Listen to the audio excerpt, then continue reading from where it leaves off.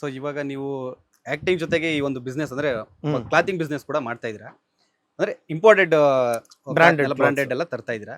ಯಾವ್ದಾದ್ರು ನಿಮ್ಗೆ ಅನ್ಸಿದ್ಯಾ ದರ್ಶನ್ ಅವ್ರಿಗೆ ಈ ಬ್ರಾಂಡೆಡ್ ಆಲ್ಮೋಸ್ಟ್ ಹಾಕಿರ್ತಾರೆ ಅವರೆಲ್ಲ ಬ್ರಾಂಡ್, ಈ ಬ್ರಾಂಡ್ ಅವ್ರ ಹತ್ರ ಇಲ್ಲ, ಇದನ್ನೇನಾದ್ರೂ ಅವ್ರಿಗೆ ಒಂದು ಗಿಫ್ಟ್ ಮಾಡ್ಬೇಕು, ಇಲ್ಲ ಇದ್ರ ಬಗ್ಗೆ ಅವ್ರಿಗೆ ಹೇಳ್ಬೇಕು ಅಂತ ಯಾವ ತರ ಅನ್ಸಿದ್ಯಾ? ಸರ್ ಖಂಡಿತ ಆಗಿದೆ. ನಾನು ಆಕ್ಚುಲಿ ಸ್ಟಾರ್ಟ್ ಮಾಡಿದ್ದೆ ಈಗ ಸರ್ ರೀಸೆಂಟ್ ಆಗಿ ಲಾಕ್ ಡೌನ್ ಆಗೋಯ್ತಲ್ಲ, ಲಾಕ್ ಡೌನ್ ಅಲ್ಲಿ ಸ್ಟಾರ್ಟ್ ಮಾಡಿದ್ದು ಈ ಬಟ್ಟೆಗಳ ಬಗ್ಗೆ ಸ್ವಲ್ಪ ತಿಳ್ಕೊಳಕ್ ಸ್ಟಾರ್ಟ್ ಮಾಡಿದ್ದು.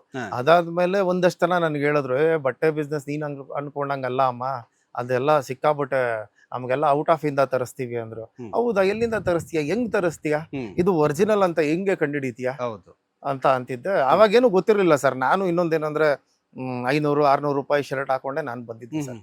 ಸೊ ಹಂಗಾಗಿ ನನಗೇನು ಗೊತ್ತಿರ್ಲಿಲ್ಲ. ನಾನು ಗೊತ್ತಿಲ್ದೆ ಸರಿ ಅಂತ ಅನ್ಬಿಟ್ಟು ದುಡ್ಡು ಕೊಟ್ಟು ತಗೋತಾ ಇದ್ದೆ. ಅದಾದ್ಮೇಲೆ ಅದ್ರ ಬಗ್ಗೆ ತಿಳ್ಕೊಳ್ಳೋದಕ್ಕೇನೆ 2 ವರ್ಷ ಹಿಡೀತು ಟೈಮ್ ನನಗೆ. ಯಾರನ್ನ ಹಿಡಿದ್ರೆ ಹೆಂಗೆ ಆಚೆಯಿಂದ ತರಿಸ್ಬೋದು ಬಟ್ಟೆನ. ಈಗ UB ಸಿಟಿಗೆ ಹೋಗಿದ್ದೆ ಸರ್ ಲಾಸ್ಟ್ ಇಯರ್ ಜಾನ್ವರಿ, ನನ್ನ ಹುಟ್ಟಿದಬ್ಬಕ್ಕೆ ಹೋಗಿದ್ದೆ UB ಸಿಟಿಗೆ. ಒಂದು ಲೂವಿ ವಿಟಾನ್ ಅಂತ ಬ್ರ್ಯಾಂಡ್ ಇದೆ LV.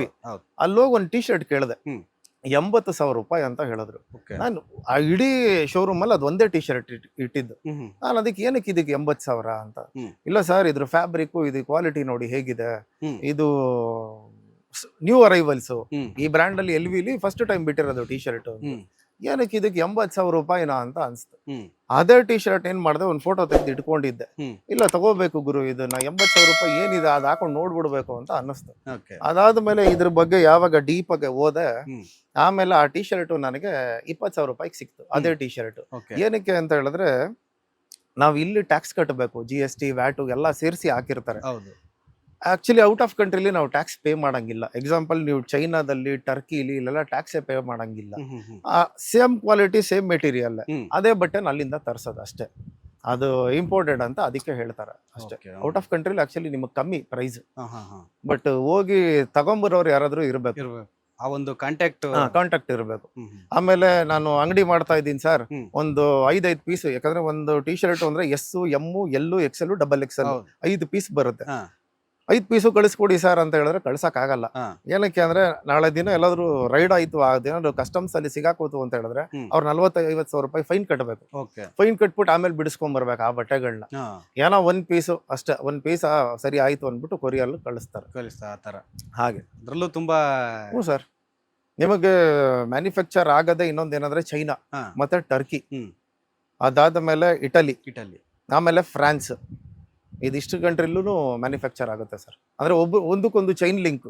ಈಗ ಚೈನಾದವರು ಬಟ್ಟೆ ಮಾತ್ರ ಪೀಸು ಸೆಲೆಕ್ಟ್ ಮಾಡ್ತಾರೆ ಅಂದ್ರೆ, ನೆಕ್ಸ್ಟ್ ಟರ್ಕಿ ಅವರು ಅದಕ್ಕೆ ಡಿಸೈನ್ಗಳು ಕೊಡ್ತಾರೆ. ನಿಮ್ಗೆ ಟರ್ಕಿ ಮೆಟೀರಿಯಲ್ ಬೇರೆ ಇರುತ್ತೆ, ಚೈನಾ ಫ್ಯಾಬ್ರಿಕ್ ಬೇರೆ ಇರುತ್ತೆ. ಫುಲ್ ಸಾಫ್ಟ್ ಬರುತ್ತೆ ಚೈನಾದು. ನಿಮ್ಗೆ ಟರ್ಕಿ ಫ್ಯಾಬ್ರಿಕ್ ಅಲ್ಲಿ ಅವ್ರದೆಲ್ಲ ಜಾಸ್ತಿ ದಪ್ಪ ಇರುತ್ತೆ. ದಪ್ಪ ಅಂದ್ರೆ ಹ್ಯಾಂಡ್ ಮೇಡ್ ಜಾಸ್ತಿ ಅವ್ರದೆಲ್ಲ, ಕ್ವಾಲಿಟಿ ವೈಸ್ ಚೆನ್ನಾಗಿರುತ್ತೆ. ಅದನ್ನ ಏನ್ ಮಾಡ್ತಾರೆ, ಅವ್ರು ಶೋರೂಮ್ ಅಲ್ಲಿ ಇಡ್ತಾರೆ. 100%ಗೆ ನೀವು ಎಕ್ಸಾಂಪಲ್ UB ಸಿಟಿಲಿ ಬಟ್ಟೆ ಖರ್ಚಾಗೋದು 10%, ಇನ್ ಮಿಕ್ಕಿದ 90% ಒಬ್ಬ ಮಾಡೆಲ್ ನ ಇಟ್ಟು ಅವನಿಗೆ ಪೇಮೆಂಟ್ಗಳು ಕೊಟ್ಟು ಅವನಿಗೆ ಈ ಕಾಸ್ಟ್ಯೂಮ್ಸ್ ನ ಹಾಕ್ಸಿ ಫೋಟೋಶೂಟ್ ಮಾಡಿ ಅದನ್ನ ಎಲ್ಲಾ ಕಡೆ LED ವಾಲ್ಗಳಲ್ಲೆಲ್ಲ ಅದನ್ನ ಪ್ರಮೋಷನ್ ಮಾಡ್ತಾರಲ್ಲ, ಅದಕ್ಕೆ ಅವರು ಆ ಬಟ್ಟೆಗೆ ಅಷ್ಟು ಪ್ರೈಸ್ ಇಡ್ತಾರೆ. ಬಟ್ಟೆಗೆ ಜಾಸ್ತಿ ಇಲ್ಲ ದುಡ್ಡು, 10% 100ಗೆ ಇವ್ರುಗಳಲ್ಲಿ ಜಾಸ್ತಿ ಸೇಲ್ ಮಾಡ್ತಾರೆ ಅಷ್ಟೇ. ಸೊ ಕೆಲವರಿಗೆ ಇರುತ್ತೆ ಬ್ರಾಂಡೆಡ್ ಬಟ್ಟೆ ಹಾಕ್ಬೇಕು ಅನ್ನೋದು, ಸ್ವಲ್ಪ ಅವರಿಗೆ ಒಂದ್ ಸ್ವಲ್ಪ ಎಕನಾಮಿಕಲಿ ಅವರು ಸ್ವಲ್ಪ ಕಷ್ಟ ಆಗಿರುತ್ತೆ, ಮಿಡಲ್ ಕ್ಲಾಸ್ ಆಗಿರ್ಬೋದು, ಮಿಡಲ್ ಕ್ಲಾಸ್ ಆಗಿರ್ಬೋದು. ಸೊ ಅಂತವ್ರಿಗೆ ಕೂಡ ಈ ತರ ನೀವು ಮಾಡ್ತಿರೋದೆಲ್ಲ ಆ ಒಂದು ಕಾಂಟ್ಯಾಕ್ಟ್ ಮಾಡ್ಕೊಂಡು ತರಿಸಿರೋದು. ಹೌದು ಸರ್, ತರಿಸ್ಕೊಟ್ಟಿದ್ದೀನಿ. ಒಬ್ರು ದರ್ಶನ್ ಸರ್ ಅಭಿಮಾನಿನೇ, ಒಬ್ರು ಮೈಸೂರು ಅವರು ರಾಬರ್ಟ್ ಮೂವಿಲಿ ದರ್ಶನ್ ಸರ್ ಒಂದು ಬರ್ಬರಿ ಶರ್ಟ್ ಹಾಕೊಂಡಿದ್ರು ಒಂದು ಆಡಿಯೋ ಫಂಕ್ಷನ್ ಅಲ್ಲಿ. ಅದೇ ಶರ್ಟ್ ಬೇಕು ಅಂತ ಅನ್ಬಿಟ್ಟು ಫೋಟೋ ತೆಗೆದು ನನ್ಗೆ ಇನ್ಸ್ಟಾಗ್ರಾಮ್ ಅಲ್ಲಿ ಮೆಸೇಜ್ ಹಾಕಿದ್ರು. ಸರ್ ಈ ಶರ್ಟ್ ಹುಡುಕ್ತಾ ಇದೀನಿ, ಇಡೀ ಮೈಸೂರಲ್ಲಿ ಸಿಗ್ತಾ ಇಲ್ಲ, ಬೆಂಗಳೂರಲ್ಲೂ ನೋಡಿದೆ ಅಲ್ಲೂ ಸಿಗ್ತಿಲ್ಲ ಸರ್, ದಯವಿಟ್ಟು ಅದನ್ನ ಕೊಡಿಸಿ ಅಂತ ಹೇಳಿದ್ರು. ನಾನು ಅದಕ್ಕೆ ಹೇಳಿದೆ, ನಾನು ಹುಡುಕ್ದೆ ಇಲ್ಲೆಲ್ಲೂ ಯಾರ ಹತ್ರನೂ ಇಲ್ಲ, ಯಾಕಂದ್ರೆ ಅದು 2 years ಬಿಫೋರ್ ಆರ್ಟಿಕಲ್, ಯಾರ ಹತ್ರನೂ ಇರ್ಲಿಲ್ಲ. ಕೊನೆಗೆ ಏನ್ ಮಾಡಿದೆ, ಸರಿನಪ್ಪ ನಾನು ತರಿಸ್ಕೊತೀನಿ, ತಲೆ ಕೆಡ್ಸ್ಕೊಬೇಡ ಅಂತ ಹೇಳಿ ನಾನು ಅಲ್ಲಿಂದ ಕೊರಿಯರ್ ಮಾಡಿಸ್ಕೊಂಡು ನಮ್ಮನೆಯಿಂದ ಅಡ್ರೆಸ್ ಇಂದ ಮತ್ತೆ ಮೈಸೂರು ಕೊರಿಯರ್ ಮಾಡಿದೆ. ಆ ಹುಡುಗನ್ ಬರ್ತಡೇ ಇತ್ತಂತ, ಅದಕ್ಕೆ ತುಂಬಾ ಖುಷಿ ಆಗ್ಬಿಟ್ಟ.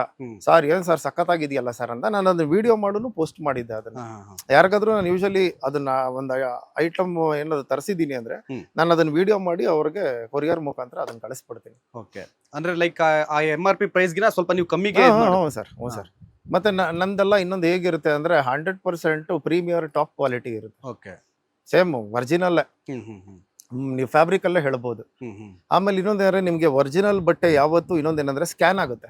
ನೀವು ಮೊಬೈಲ್ ಅಲ್ಲೇ ಸ್ಕ್ಯಾನ್ ಮಾಡ್ಬಿಡ್ಬೋದು, ಇದು ಒರಿಜಿನಲ್ ಡೂಪ್ಲಿಕೇಟ್ ಅಂತ ಹೇಳ್ಬಿಡ್ಬೋದು. ಅದೇನಂದ್ರೆ ಡೈರೆಕ್ಟ್ ವೆಬ್ಸೈಟ್ ಹೋಗುತ್ತೆ. ಒರಿಜಿನಲ್ ಐಟಮ್ ಆಗಿದ್ರೆ ಆ ಟಿ ಶರ್ಟ್ ಆಗ್ಲಿ ಪ್ಯಾಂಟ್ ಆಗ್ಲಿ ಏನೇ ಇದ್ರು, ಇಲ್ಲ ಅಂದ್ರೆ ಅದು ವೆಬ್ಸೈಟ್ ಅಲ್ಲಿ ತೋರ್ಸೋದೇ ಇಲ್ಲ ಆರ್ಟಿಕಲ್. ಈಗ ಏನಾಗ್ಬಿಟ್ಟಿದೆ, ಎಷ್ಟೋ ಕಡೆ ಜಾರಾ ಅಂತ ಪ್ರಿಂಟ್ ಹೊಡಿತಾರೆ.